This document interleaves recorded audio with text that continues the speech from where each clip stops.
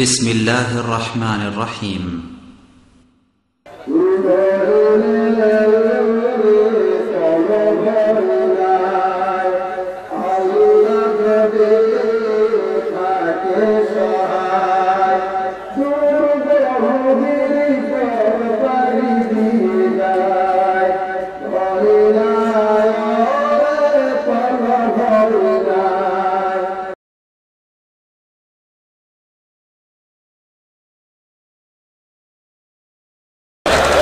السلام عليكم ورحمة الله وبركاته. إن الحمد لله نحمده ونستعينه ونستغفره ونؤمن به ونتوكل عليه ونعوذ بالله من شرور أنفسنا وسيئات أعمالنا. من يهده الله فلا مضل له ومن يضلل فلا هادي له وأشهد أن لا إله إلا الله وأشهد أن محمدا عبده ورسوله. أما بعد فإن كتاب الله وخير الهدي هدي محمد صلى الله عليه وسلم وشر الأمور محدثاتها وكل محدثة بدعة وكل بدعة ضلالة وكل ضلالة في النار. وقال الله تعالى في كلامه المجيد: أعوذ بالله من الشيطان الرجيم. ذلكم الله ربكم لا إله إلا هو خالق كل شيء فاعبدوه وهو على كل شيء وكيل. وقال رسول الله صلى الله عليه وسلم: إن بني إسرائيل تفرقت على 72 ملة وتفترق أمتي على 73 ملة كلهم في النار إلا ملة واحدة. قالوا: ومن هي يا رسول الله؟ قال: ما أنا عليه وأصحابي. رواه الترمذي. সমস্ত প্রশংসা সেই মহান রব্বুল আলামিনের জন্য, যার অশেষ মেহেরবানিতে আমরা আহলে হাদিস আন্দোলন কর্তৃক আয়োজিত 24তম বার্ষিক তাবলীগে ইজতেমায় উপস্থিত হয়ে কিছু দিনে আলোচনা করার এবং শোনার তৌফিক পেয়েছি। তোমরা সবাই বলি আলহামদুলিল্লাহ। তারপর পরেই প্রিয় নবী হযরত মুহাম্মদ মুস্তাফা সাল্লাল্লাহু আলাইহি ওয়াসাল্লামের প্রতি বর্ষিত হোক অসংখ্য দরুদ ও সালাম। আমরা সবাই বলি সাল্লাল্লাহু আলাইহি ওয়াসাল্লাম। আল্লাহ তাআলা মানব জাতিকে আশরাফুল মাখলুকাত তথা সৃষ্টির শ্রেষ্ঠ জীব হিসাবে প্রেরণ করেছেন। মানব জাতি তার এই শ্রেষ্ঠত্বের প্রমাণ পেশ করে তার আকীদা বা বিশ্বাসের উপর ভিত্তি করেই। ইহা এমন এক ভিত্তি যার উপর যাকে অবলম্বন করেই মানুষ তার সার্বিক জীবন পরিচালনার গতিপথ নির্ধারণ করে। যার আকীদা বিশুদ্ধ নয় তার সম্পূর্ণ জীবনটি বৃথা। ভিত্তি স্থাপন ব্যতীত যেমন কোনো বিল্ডিং বানানো সম্ভব নয়, অনুরূপভাবে বিশুদ্ধ আকীদা ব্যতীত পূর্ণ মুসলিম হিসেবে দুনিয়াতে বেঁচে থাকাও অসম্ভব। কেননা ইসলামের মৌলিক বিষয় হচ্ছে আকীদা। আকীদা বা বিশ্বাসের মাধ্যমেই একজন মানুষ পূর্ণ ঈমানদার হিসাবে দুনিয়াতে বসবাস করে। আবার আকীদা বা বিশ্বাসের কারণে একজন মানুষ ইসলাম থেকে বের হয়ে কাফের মুরতাদে পরিণত হয়। যেমন আকীদাগত বিশ্বাসের কারণেই একজন মানুষ তার সৃষ্টিকর্তাকে ভুলে গিয়ে নিজ হাতে বানানো মূর্তি পূজা করে এবং সেই মূর্তি পূজাকেই পরকালীন নাজাতের ওসিলা মনে করে। এই মূর্তি পূজার বিরুদ্ধে অবস্থানকারী যদি নিজ সন্তানও হয়, তাহলেও নিজ সন্তানকে হত্যার ঘৃণিত ষড়যন্ত্রে লিপ্ত হয় নিজ পিতা। যেমন ইব্রাহিম আলাইহিস সালাম যখন মূর্তি পূজার বিরুদ্ধে অবস্থান নিয়েছিলেন, তখন নিজ পিতা কর্তৃক হত্যার ষড়যন্ত্রের শিকার হয়ে জ্বলন্ত অগ্নিতে নিক্ষিপ্ত হয়েছিলেন। আল্লাহ তাআলার বিশেষ অনুগ্রহে, বিশেষ রহমতে প্রচণ্ড আগুনের তাপ তার জন্য শীতল ও আরামদায়ক হয়েছিল। এই আকীদাগত বিশ্বাসের কারণেই মানুষ নিজের পিতামাতা অথবা সন্তান সন্ততির মৃত্যুর পরে তাকে সম্মানের সাথে কবরস্থ করার পরিবর্তে তাকে আগুন দিয়ে জ্বালিয়ে ভস্মীভূত করে অস্তিত্বহীন করার চেষ্টা করা হয়। তাদের বিশ্বাস, এইভাবে যদি আগুন দিয়ে পুড়িয়ে ভস্মীভূত করে ছাই করে উড়িয়ে দেওয়া হয়, তাহলে সৃষ্টিকর্তা তাকে কখনো পাকড়াও করতে পারবে না।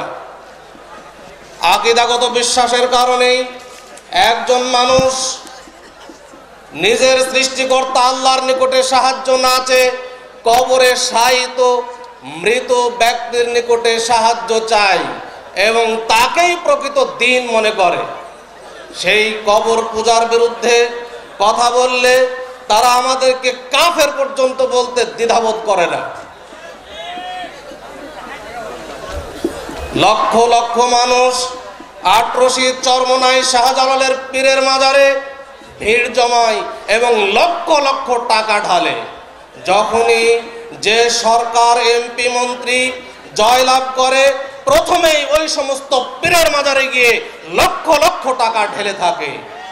ভাবখানা এমন যে সারা বছর পাপ করার পরে বছরে কোনো একদিন ওই সমস্ত পীরের মাজারে গিয়ে লক্ষ লক্ষ টাকা ঢাললেই সব পাপ ধুয়ে সাফ হয়ে যাবে। আকীদাগত বিশ্বাসের কারণেই একজন মানুষ একটা কাবিরা গুনাহগারকে হত্যাযোগ্য কাফের মনে করে এবং কথিত জিহাদের নামে সন্ত্রাসবাদ সৃষ্টি করে। এই জন্য আকীদাই হচ্ছে ইসলামের মৌলিক বিষয়। আর এই আকীদাগত পার্থক্যের কারণেই আমাদের মধ্যে বিভিন্ন দল মত, বিভিন্ন মতবাদের জন্ম হয়েছে। যেমনটি রাসূল সাল্লাল্লাহু আলাইহি ওয়াসাল্লাম বলেছেন, তিনি বলছেন, ইন্না বানি ইসরাঈল তাফাররাকাত আলা 72 মিল্লাতান, বানি ইসরাঈলরা বিভক্ত হয়েছিল 72টি দলে, ওয়া তাফতারিকু উম্মতি আলা 73 মিল্লাতান, আর আমার উম্মত বিভক্ত হবে 73 দলে। কুল্লুহুম ফিন্নার, প্রত্যেক দলই জাহান্নামে যাবে, ইল্লা মিল্লাতা ওয়াহিদা, একটি মাত্র দল জান্নাতে যাবে। ক্বালু ওয়া মান হিয়া ইয়া রাসূলুল্লাহ, সাহাবায়ে কেরাম রাসূল সাল্লাল্লাহু আলাইহি ওয়াসাল্লামকে জিজ্ঞেস করলেন যে, হে আল্লাহর রাসূল সাল্লাল্লাহু আলাইহি ওয়াসাল্লাম, সেই দলটি কোনটি যারা একটি দল জান্নাতে যাবে? তখন রাসূলুল্লাহ সাল্লাল্লাহু আলাইহি ওয়াসাল্লাম বললেন, মা আনা আলাইহি ওয়া আসহাবি, আমি এবং আমার সাহাবায়ে কেরাম যে আকীদা আমলের উপর প্রতিষ্ঠিত রয়েছি, সেই আকীদা আমলের উপর প্রতিষ্ঠিত থাকবে, তারাই কেবল জান্নাতি দলের অন্তর্ভুক্ত হতে পারবে। অতএব আমাদের মধ্যে বিভিন্ন মতবাদের জন্ম হয়েছে আকীদাগত পার্থক্যের ভিত্তিতেই। যেমন বিশেষ করে বাংলার বুকে যদি আমরা দেখতে চাই, তাহলে আমাদের মাঝে শিয়া মতবাদ, সুফি মতবাদ, দেওবন্দি মতবাদ, ব্রেলভি মতবাদ, বিভিন্ন মতবাদ আমরা দেখতে পাই বাংলার বুকে।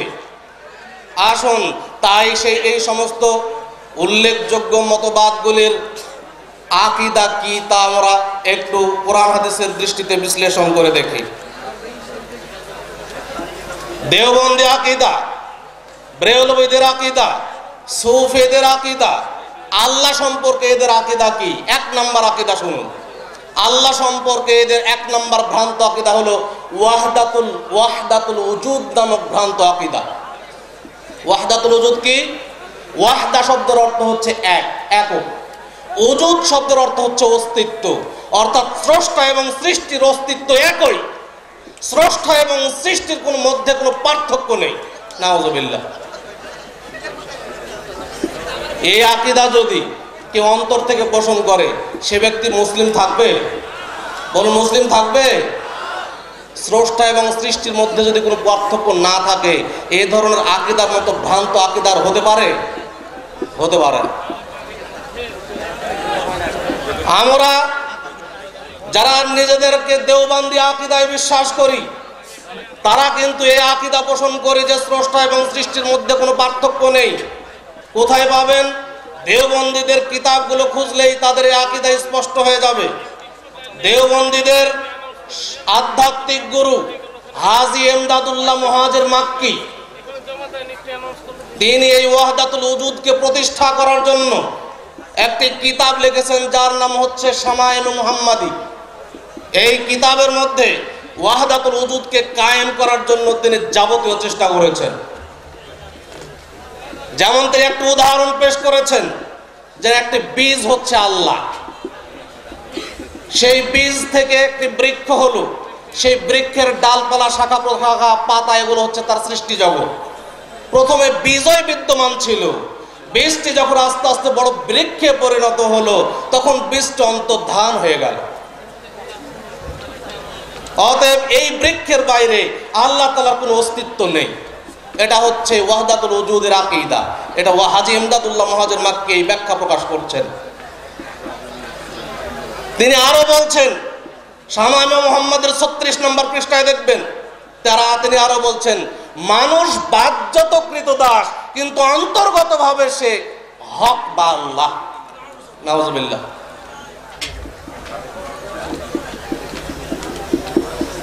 দেওবন্দীদের নিকটে যিনি হাকিমুল উম্মাহ আশরাফ আলী থানভী,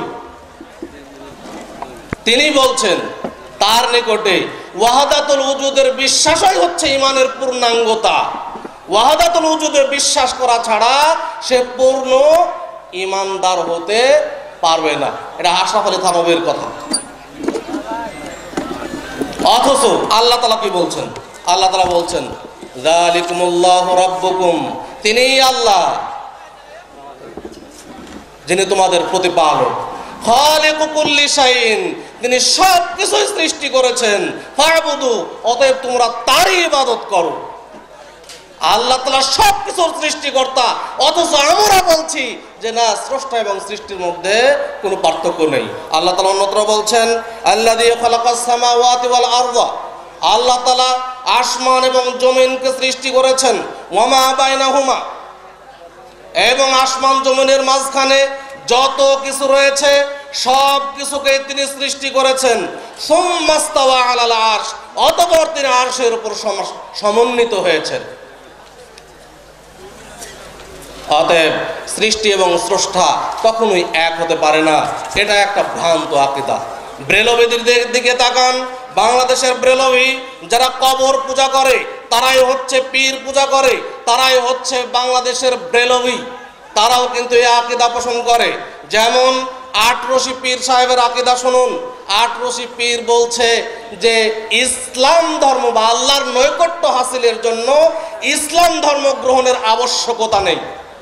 সকলেই নিজ নিজ ধর্মের আওতায় আল্লাহর সন্তুষ্টি অর্জন করতে চাইলে সেখানেই সম্ভব, এবং এটাতেই কেবল বিশ্বে শান্তি ফিরে আসতে পারে। এটা হচ্ছে আটরশি পীরের আকীদা।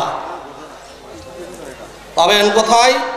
আটরশি পীর প্রকাশিত, দেখেন তাসাউফ তত্ত্ব ও পর্যালোচনা 147 নম্বর পৃষ্ঠায় দেখবেন এই কথা আটরশি পীর সাহেব লিখেছে। অর্থাৎ হিন্দু হোক আর খ্রিস্টান হোক, মূর্তি পূজা করলেও সেখানে আল্লাহকে পাওয়া যাবে, বৃক্ষ পূজা করলেও সেখানে আল্লাহকে পাওয়া যাবে, লিঙ্গ পূজা করলেও সেখানে আল্লাহকে পাওয়া যাবে। পৃথিবীতে যারই ইবাদত করা হোক না, সেটা আল্লাহর ইবাদত, কারণ আমরা সকলে আল্লাহর একটি অংশ। আল্লাহর সাথে আমাদের কোনো পার্থক্য নেই। এটা হচ্ছে ওয়াহদাতুল উজুদের বিশ্বাস। এই আকীদা আমাদের দেওবন্দি, ব্রেলভী, সৌফি এরা সকলে এই আকীদা পোষণ করে। অথচ আল্লাহ তাআলা বলছেন, ওয়া মান ইয়াবতাগি গায়রাল ইসলামি দীনান ফালা ইউকবালা মিনহু, কোন ব্যক্তি যদি ইসলামকে বাদ দিয়ে অন্য কোন দিন অন্বেষণ করে, ফালা ইউকবালা মিনহু, তার থেকে তার কিছুই গ্রহণ করা হবে না সেটা, ওয়া হুয়া ফিল আখিরাতি মিনাল খাসিরিন, আর সে অবশ্যই পরকালে ক্ষতিগ্রস্তদের অন্তর্ভুক্ত হবে। অথচ আমাদের আকীদা দেখুন, আমরা বলছি যে ইসলাম ধর্ম গ্রহণের কোনো আবশ্যকতা নেই, যে কোনো ধর্মের আওতায় আল্লাহর সন্তুষ্টি অর্জন করতে চাইলে সেখানেই সম্ভব। হিন্দুরা মূর্তি পূজা করে, মূর্তি পূজা করলেও আল্লাহর ইবাদত করা হবে। আপনি যদি লিঙ্গ পূজা করে, তারা লিঙ্গ পূজা করলেও আল্লাহকে পাওয়া যাবে, এতে কোনো সমস্যা নেই। দেওবন্দি, ব্রেলভি, সুফি, এদের আরো একটি আল্লাহ সম্পর্কে আকীদা হচ্ছে তাদের নিকটে আল্লাহ তাআলা নিরাকার ও সর্বত্রই বিরাজমান। আল্লাহ তাআলার কোনো আকার নেই, অথচ আল্লাহ তাআলা নিজেই তার আকারের প্রমাণ দিচ্ছেন। ইবলিস যখন আল্লাহ তাআলা আদম আলাইহিস সালামকে সৃষ্টি করে ফেরেশতাদেরকে তাকে সিজদা করার জন্য নির্দেশ দিয়েছিলেন, তখন ইবলিস অহংকার বশত বলেছিল যে আমি হলাম আগুনের তৈরি আর আদম হলো মাটির তৈরি, আগুন অবশ্যই মাটির চাইতে শ্রেষ্ঠ, শ্রেষ্ঠ কিভাবে মাটির তৈরি মানুষকে সিজদা করতে পারে, আমি সিজদা করব না।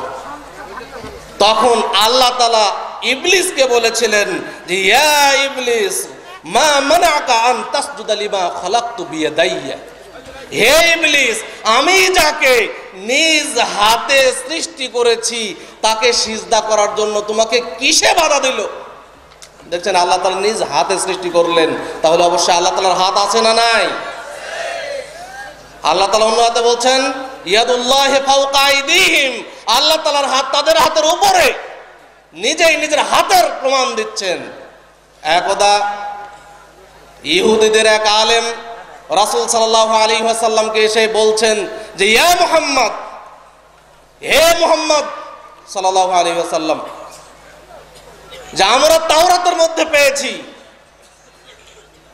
যে আল্লাহ ইয়াজআলু,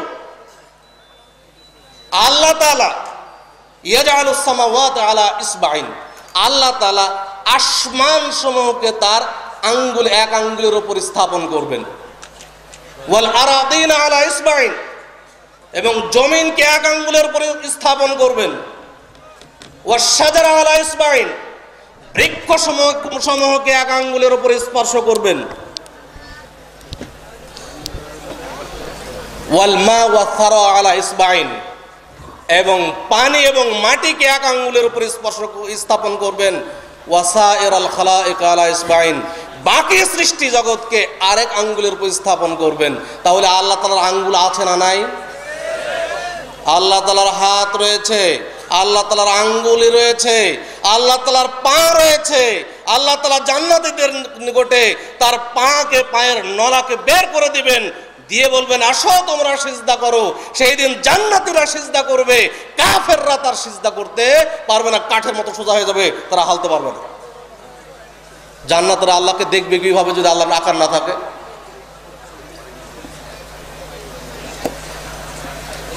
এবং আল্লাহ তাআলা সর্বত্রই বিরাজমান নন, আল্লাহ তাআলা আরশের উপর সমন্বিত।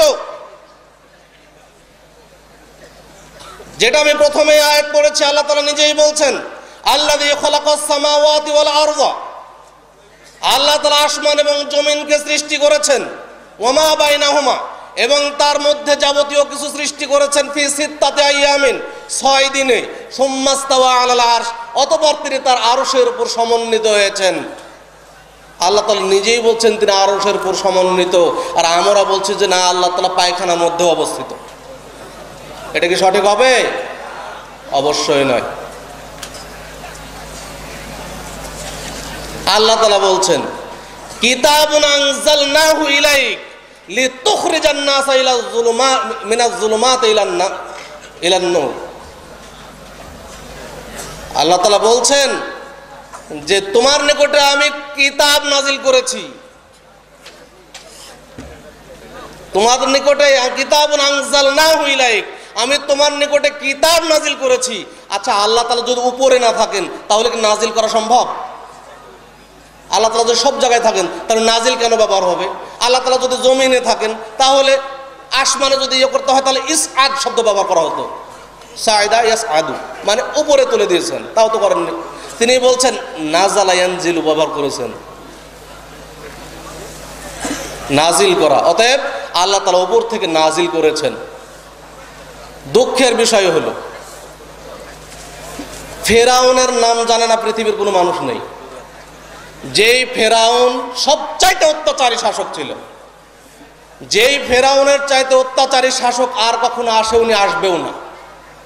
যেই ফেরাউন নিজেই নিজেকে আল্লাহ বলে দাবি করেছিল, সেই ফেরাউন পর্যন্ত বিশ্বাস করত যে আল্লাহ তাআলা আসমানের উপর রয়েছে, সব জায়গায় নয়। দলিল আল্লাহ তাআলা বলছেন ওয়াকালা ফিরআউনু ইয়া হামান ইবনি লি সারহান লাআল্লি আবলুগুল আসবাবাস সামাওয়াত ফাআত্তালিআ ইলা ইলাহি মূসা। ফেরাউন বলছে হামানকে, হে হামান, তুমি আমার জন্য একটি উঁচু প্রাসাদ তৈরি করো। কেন? আমি যদি প্রাসাদ তৈরি করা হয় তাহলে আমি সেই উঁচু প্রাসাদের উপরে উঠলে হয়তো মূসার ইলা আল্লাহকে দেখা যাবে। দেখছেন ফেরাউনের বিশ্বাস। ফেরাউন বিশ্বাস করত যদি একটি উঁচু প্রাসাদ তৈরি করা হয় আর সেই প্রাসাদের উপরে যদি আরোহণ করা হয় তাহলে হয়তো মূসার ইলা আল্লাহকে দেখা যাবে, কারণ আল্লাহ তাআলা উপরে রয়েছে। ফেরাউন বিশ্বাস করত যে আল্লাহ তাআলা উপরে রয়েছে, অথচ আমরা বাংলাদেশে যারা নিজেদেরকে মুসলিম বলে দাবি করি তারা মনে করে যে আল্লাহ তাআলা সব জায়গায় রয়েছে। আশ্চর্যের বিষয়, অবশ্যই এই আকীদা একটি ভ্রান্ত আকীদা।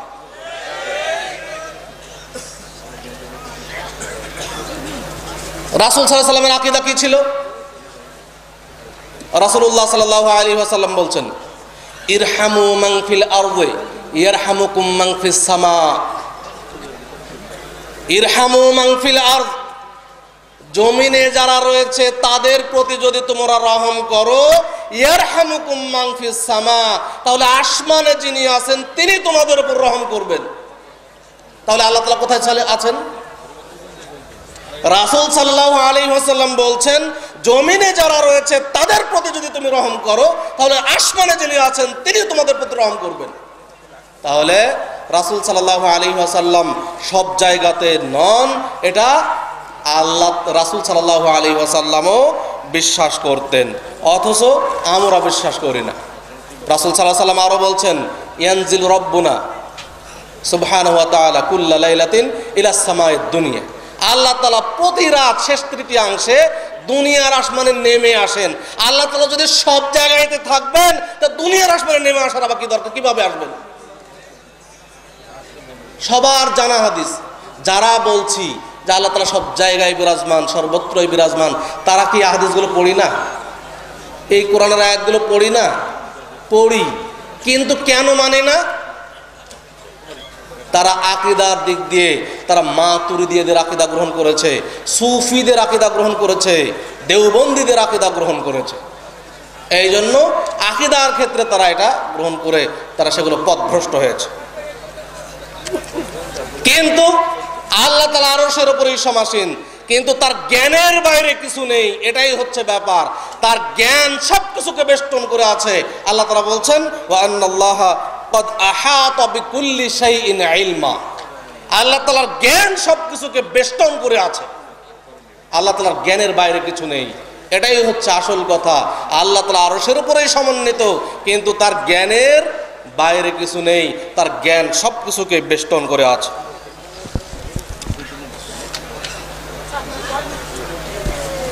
এবার আসুন রাসূল সাল্লাল্লাহু আলাইহি ওয়াসাল্লাম সম্পর্কে তাদের কি আকীদা?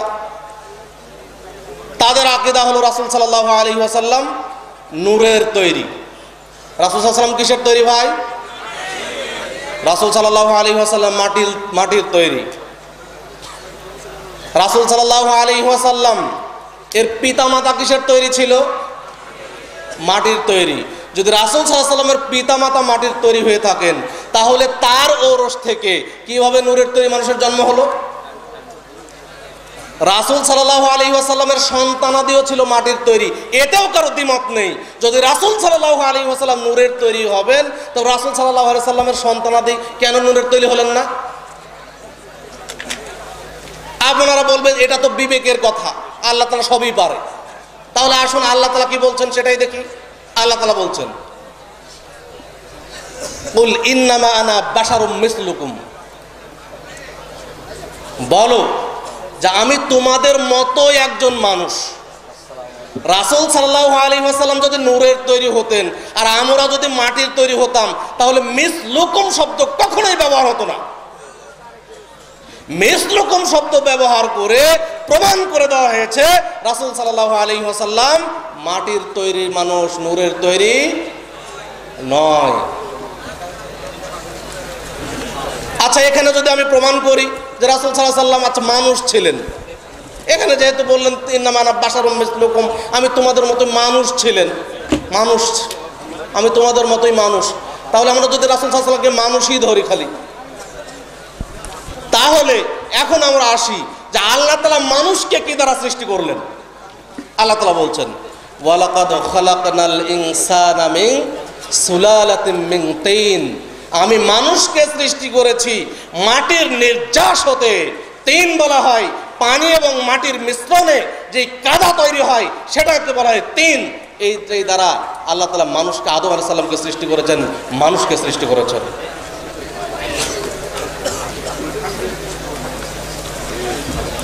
অতএব রাসূল সাল্লাল্লাহু আলাইহি ওয়াসাল্লাম মাটির তৈরি মানুষ, তাকে নূরের তৈরি বলে অবশ্যই অবশ্যই এটাকে বাড়াবাড়ি করা হয়েছে রাসূল সাল্লাল্লাহু আলাইহি ওয়াসাল্লামকে নিয়ে। অথচ রাসূল সাল্লাল্লাহু আলাইহি ওয়াসাল্লাম নিজেই বাড়াবাড়ি করতে নিষেধ করেছেন। রাসূল সাল্লাল্লাহু আলাইহি ওয়াসাল্লাম বলছেন, লা তুতরুনি, তোমরা আমাকে বাড়িও না, আমাকে নিয়ে অতিরঞ্জন বাড়াবাড়ি করো না। কামা আতরাতিন নাসারা ইবনে মারইয়াম, যেমন ভাবে ইহুদিরা, খ্রিস্টানরা, নাসারারা, খ্রিস্টানরা ঈসা ইবনে মারইয়ামকে বাড়াতে বাড়াতে বাড়াতে আল্লাহর পুত্র বানিয়ে দিয়েছিল, সেভাবে তোমরা আমাকে বাড়িও না। অতএব রাসূল সাল্লাল্লাহু আলাইহি ওয়াসাল্লামকে নিয়ে বাড়াবাড়ি করবেন না, অতিরঞ্জন করা যাবে না।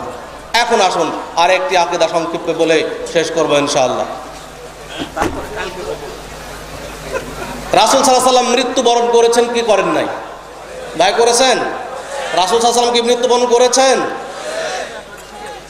আমরা বলি যে না, রাসূল সাল্লাল্লাহু আলাইহি ওয়াসাল্লাম মৃত্যুবরণ করেন নাই। এটা আমাদের মাঝে অনেক, আসলে সময় সংক্ষেপ, অনেক আলোচনা এই ব্যাপার।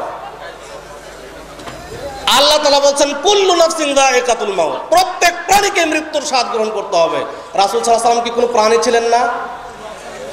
আচ্ছা, আল্লাহ তাআলা নিজেই রাসূল সাল্লাল্লাহু আলাইহি ওয়াসাল্লাম সম্বন্ধে বলছেন, ইন্নাকা মাইয়িতুন ওয়া ইন্নাহুম মাইয়িতুন, তুমিও মরণশীল, তারাও মরণশীল। আল্লাহ তাআলা নিজেই প্রমাণ করছেন যে মুহাম্মদ সাল্লাল্লাহু আলাইহি ওয়াসাল্লাম মরণশীল। আরো শুনুন, আল্লাহ তাআলা আরো বলছেন, ওয়ামা জাআলনা লিবাশারিন মিন ক্বাবলিকাল খুলদ, আমি তোমার পূর্বে কোন মানুষকে অনন্ত জীবন দান করিনি।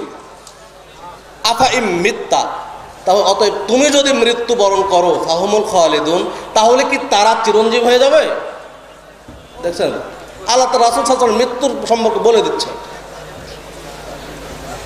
আল্লাহ তাআলা আরো বলছেন, ওয়ামা মুহাম্মাদুন ইল্লা রাসূলুন ক্বাদ খালাত মিন ক্বাবলিহির রাসূল, রাসূল সাল্লাল্লাহু আলাইহি ওয়াসাল্লাম, মুহাম্মদ সাল্লাল্লাহু আলাইহি ওয়াসাল্লাম আল্লাহর রাসূল ব্যতীত কিছুই ছিলেন না।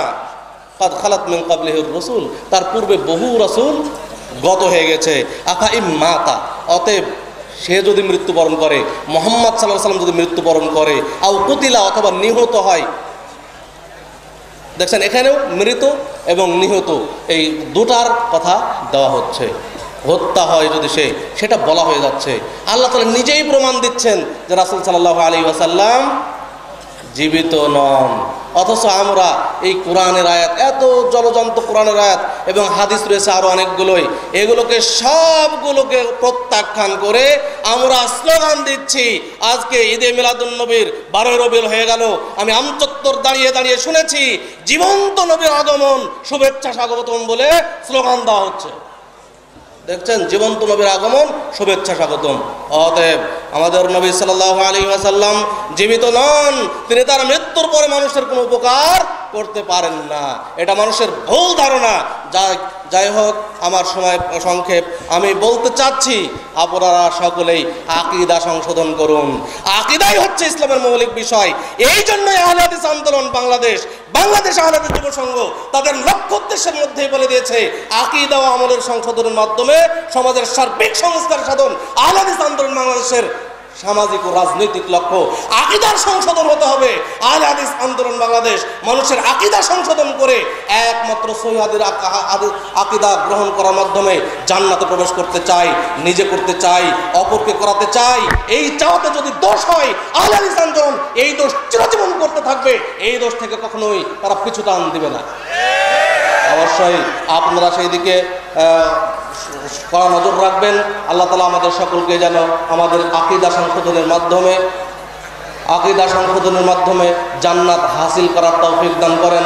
আমিন। আকুলু কওলি হাযা আস্তাগফিরুল্লাহ লি ওয়া লিসাইরিল মুসলিমিন। আসসালামু আলাইকুম ওয়া রাহমাতুল্লাহি ওয়া বারাকাতুহু।